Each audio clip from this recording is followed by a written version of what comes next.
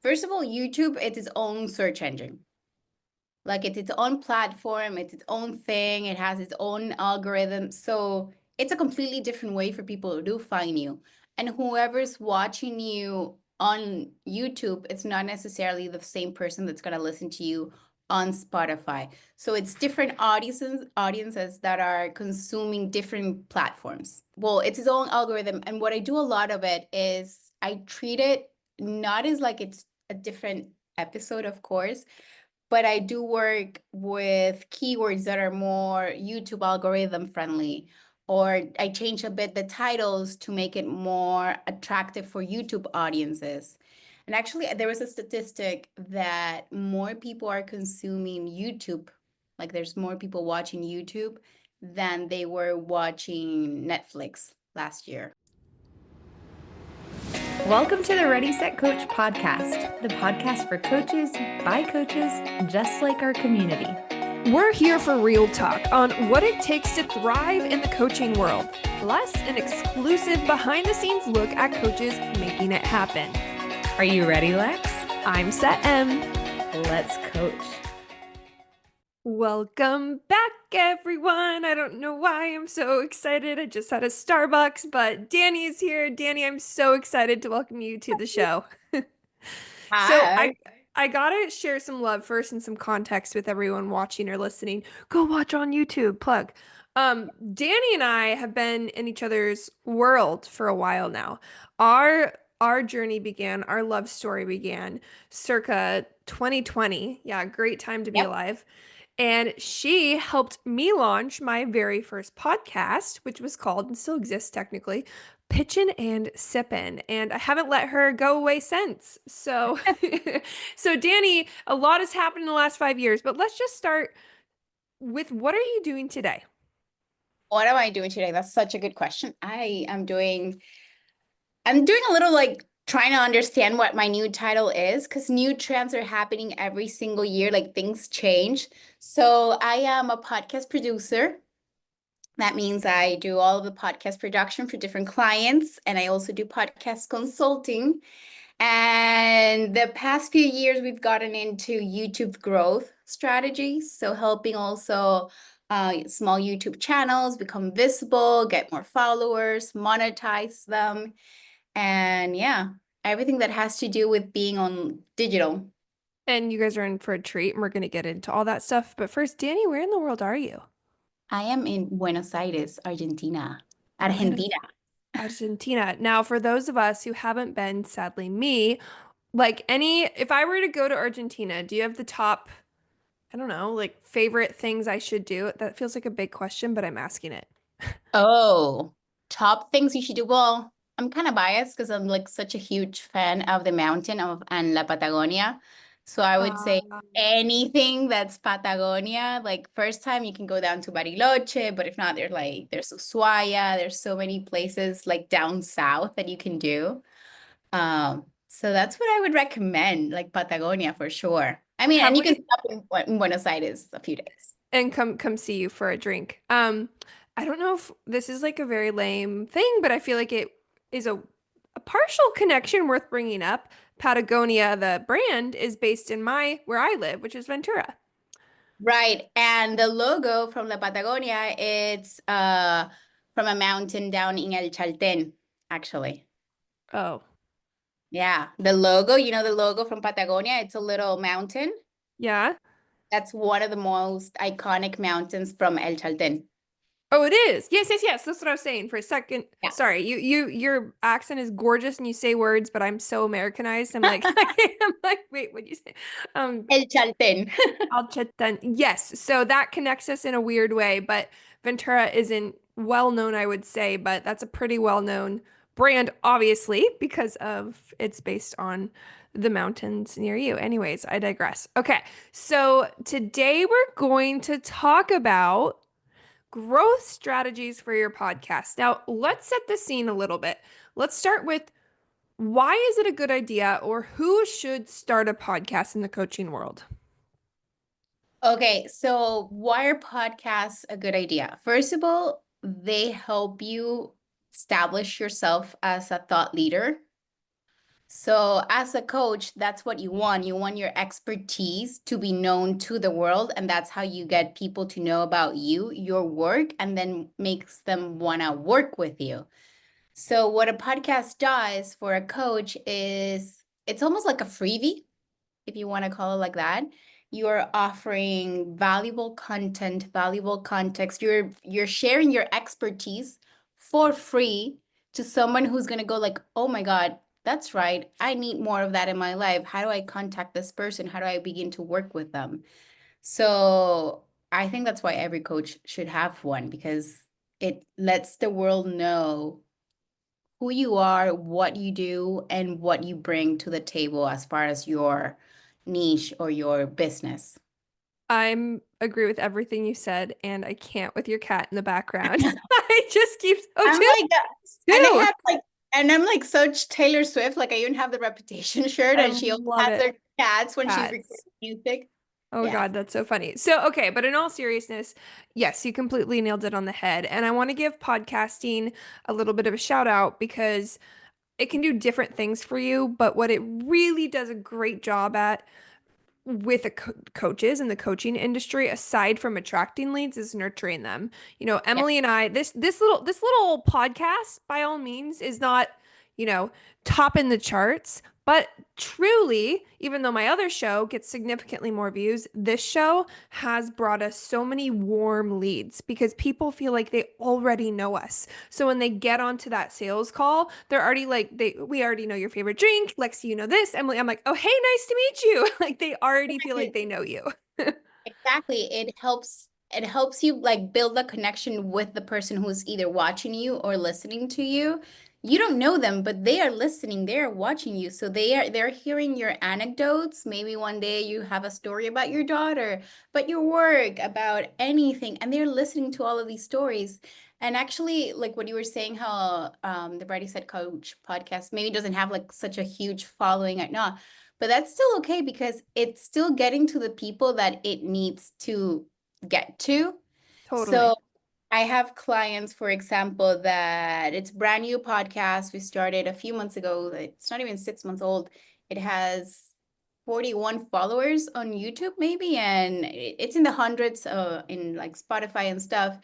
But she has already started signing clients from the podcast. So what does that tell us? That the message is getting across to who it needs to get to. Hmm. Um, so those big numbers are wonderful for so many other things, but you can still monetize your podcast. You can still grow it for your business. So I think it's just about setting your goals for the podcast. Like, what is this going to do for me, for my business, and work based on that. Totally. And thank you for highlighting that. It's not necessarily always, especially honestly, most coaches listening to this show, if you had 5,000 people come to you wanting to work with you, could you service 5,000 people Yeah. tomorrow? Most of us cannot, right? Unless we're set up for a high growth, like large model, and that's usually not where you start. So it's truly about, to your point, rather than trying to attract volumes, it's attracting the right people. So, Right. okay, people are bought into podcasts. Um, I want to talk a little bit more specifically about YouTube because I think this is a less explored platform or less known platform. So, if you're launching a podcast, should you go to YouTube? Why or why not? Like, introduce us to that topic. Yeah, I am all for YouTube. First of all, YouTube, it's its own search engine. Like it's its own platform, it's its own thing, it has its own algorithm. So it's a completely different way for people to do find you. And whoever's watching you on YouTube, it's not necessarily the same person that's going to listen to you on Spotify. So it's different audiences that are consuming different platforms. So yes, get everywhere because you can find clients everywhere. What else can I tell you about YouTube? Well, it's its own algorithm, and what I do a lot of it is I treat it not as like it's a different episode, of course, but I do work with keywords that are more YouTube algorithm friendly, or I change a bit the titles to make it more attractive for YouTube audiences. And actually, there was a statistic that more people are consuming YouTube, like there's more people watching YouTube than they were watching Netflix last year. Wild. Yeah. I believe it. Yeah. And I think I saw a stat recently that said YouTube just surpassed 1 billion podcast subscribers specifically. So people are there. Now, I have to give Dany a shout out because, again, I have experience working with her. And very recently, she decided to get involved a little bit with this podcast. And she gave Em and I, my fellow co host who was out on maternity, a little bit of a rundown of I'll phrase this positively, all the opportunities we have with the show, the ways we can improve. And I'm not gonna lie, it was a lot. Like the workload that went into all the things that go into truly optimizing a show overwhelmed me. So, unless they hire you, which go hire her because that's your first solution. But if we're not there yet, what are the first steps someone can take to get on the YouTube platform and have some sort of success without feeling analysis paralysis or absolute overwhelm? Yeah. Um, if you have a podcast, this is gonna be so basic and you're gonna be like, yeah, duh. But surprisingly, no. Video. And because most people think that they can just use the audio and then just have like a graphic at the back as a background. You know Kristen Davis, the one from Charlotte from Sex and the City? It's Kristen Oh Davis. yeah. Yeah.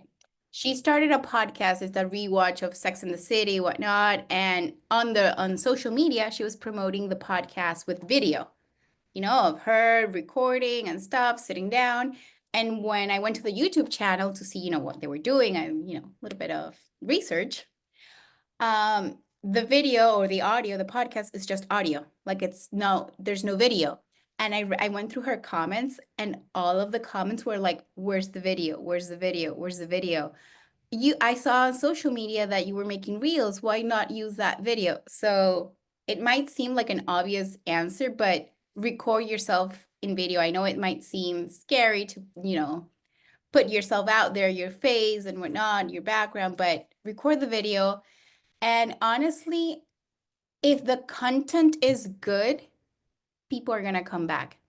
Like you do not need that, you know, 4K webcam that you bought off Amazon and the most, the recording studio with the sofas and stuff. If what your message is truly good, people are going to keep coming back to your video, to your show, to whatever it is that you're offering them because they like you and they like what you're saying to them. So I always say make sure that your quality of the content that you're creating is good enough, you're still giving them value. And honestly, just start. Just open the channel, start publishing. And once you start getting the hang of it, you'll start polishing, the algorithm hacks, the title hacks, the thumbnails, which are also important for it to eventually grow. But that comes, after you start publishing. If you're listening to this show and not in the Ready Set Coach community, what are you doing? Seriously, our members have found clients, collaborators, accountability buddies, and best friends inside our community. It's super simple to apply. Hit pause and visit readysetcoachcommunity.com today. See you inside. Cheers. You have to just start. And let's talk a little bit about some expectations here. I start publishing on YouTube. How long is it going to take me to get to my first 100, to my second 100? Like what is a barometer of how quickly a show can grow on that platform? A good question. And I think it varies because the algorithms sometimes are so tricky. You can do the same thing for like different shows, and then all of a sudden one has like an episode that goes extremely viral and then goes, grows so much quicker. But I would say, I think in the first 6 months, you should start seeing, I don't know if 100 followers, but at least 50. And even more than followers, I think I would focus on the viewer retention rate instead of the followers. How long are people staying in your videos? How long are they watching them? Because that means that they like what they're watching. So I think that's a very good cue, like how many views you're getting, how long are they staying. I think that matters even a little bit more than the followers, because anybody could be a follower. And if I go and I open my YouTube channel and I share with my entire family, which is quite big, and all of a sudden I have like 60 followers, plus Yeah. the people that are actually following me because they actually like my content. Let's say I have 100 followers, but are those 60 people that are just my friends and family actually consuming my content? If they're not, that's telling the algorithm that my content is not good enough, so it's not going to share it. It's not going to, pop to other new people because my own followers are not watching it. Yeah, I hear you. By the way, guys, I know followers don't matter, but hey, if you're watching this on YouTube, hit follow on the show. And Let's get up there. watch the whole Keep thing. watching. Keep Watch the whole watching. thing. Comment. It'd be interesting to see how views differ now that Emily's out for a few months. It's just gonna either like tank or skyrocket. Just kidding. Yeah. Well, I kid. I don't know if you, oh, we've talked about this, like, behind the scenes, Kylie Kelce's podcast. I'm not gonna lie, that is, number one. She's gone huge. It's brand new. I mean, this is not for people to have expectations on because she just skyrocketed. And she had a She's baby. also Kylie Kelce, I'm just saying. She's So she also, has, and yeah.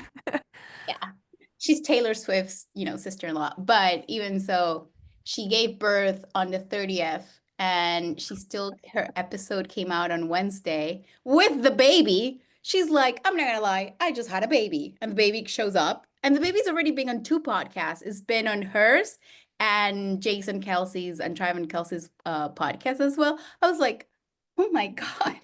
First off, the fact that you know the exact day she gave birth also Because it shows was how big of a Taylor Swift fan you are because she's no, because she says, like, I gave birth on the 30th, and I think I okay. saw the post, and the episode comes out Wednesdays, and Wednesday was yesterday. Yesterday was the second, so it's like it's a I 2 day. mean, props to her, but everyone else their batch plan ahead of time. Okay, so on that note, and we talked a little bit about quality. Do you have any tips for show formats that you find generally prepare, that's the wrong word, perform better?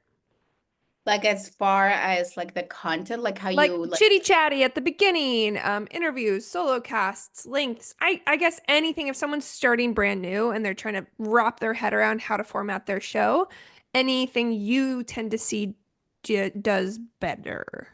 I think, and I see a lot of people get stuck in this, is that we during the pandemic, when most people starting podcasts or things like that or listening to them, we had all this free time to actually consume like an hour long podcast.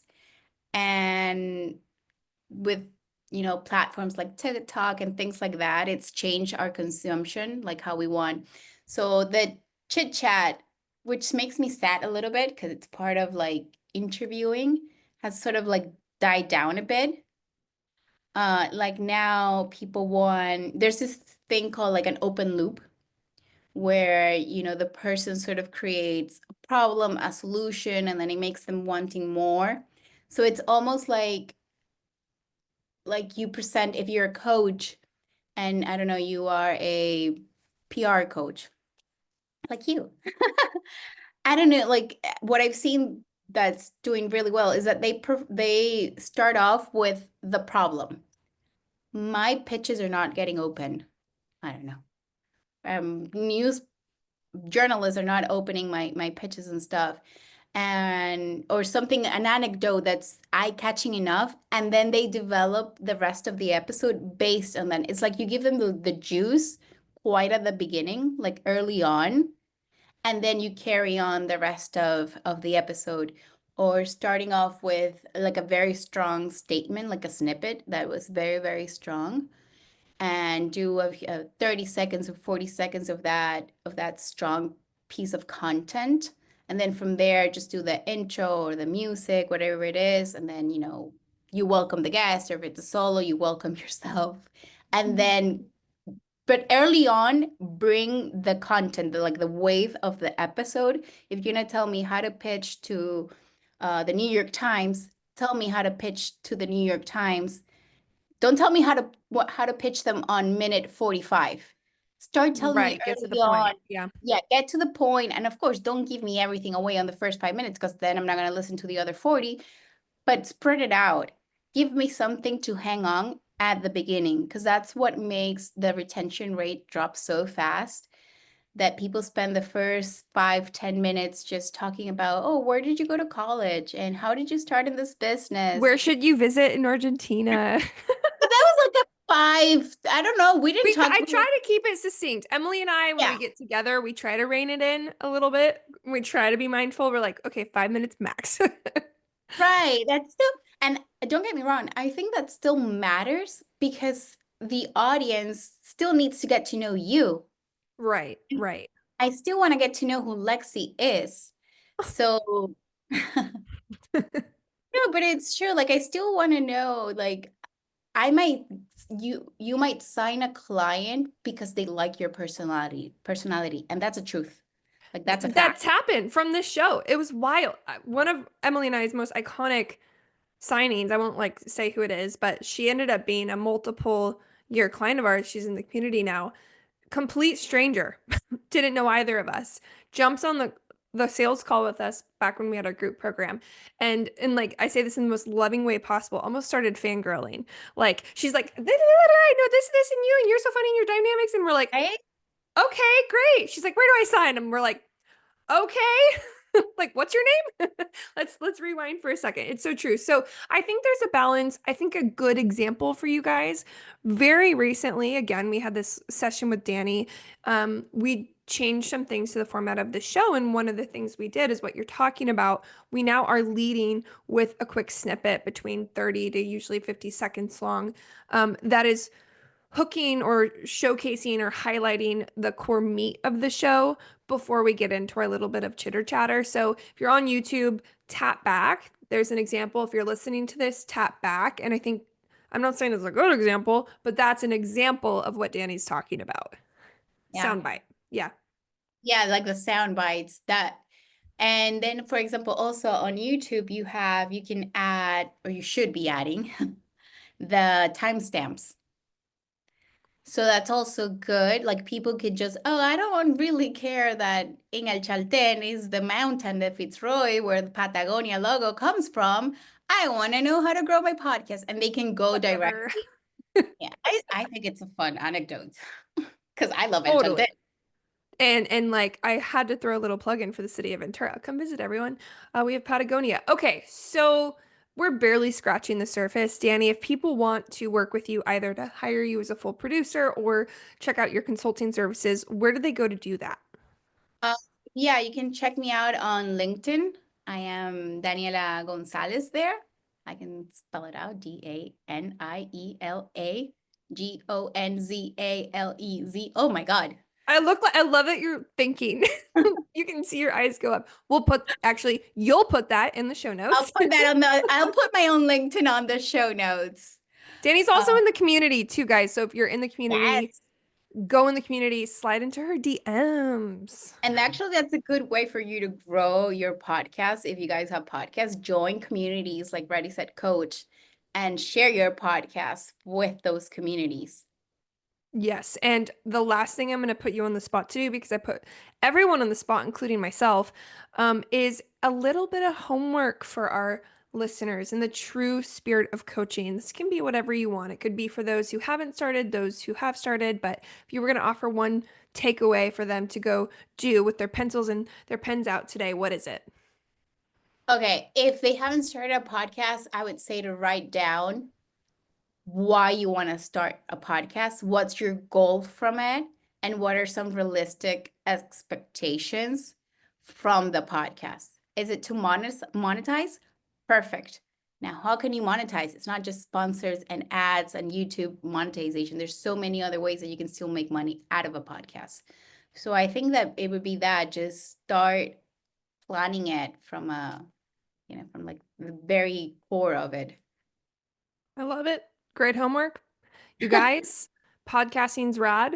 Thank you for listening to the whole show. You're really helping our retention metrics. So shout out. If you haven't left a review, leave a review, subscribe, do all the things. And Dany, you have to sing the awkward outro with me. It never goes well. You sure do. And your cat's still in the back. I love it. Okay. We're just going to sing the Ready, Set, Coach podcast. So we'll see you next time on the Podcast? Yes. On the what? What's it called? Ready, Set, Coach podcast. Oh, the Ready. Yes, on the Ready. We're Set, keeping Coach. it. Podcast. Come on, Taylor Swift fan. All right, guys, we'll see you next time. Bye. If you're enjoying the Ready, Set, Coach podcast, please leave a review wherever you are listening. For more information about Ready, Set, Coach, visit readysetcoachprogram.com.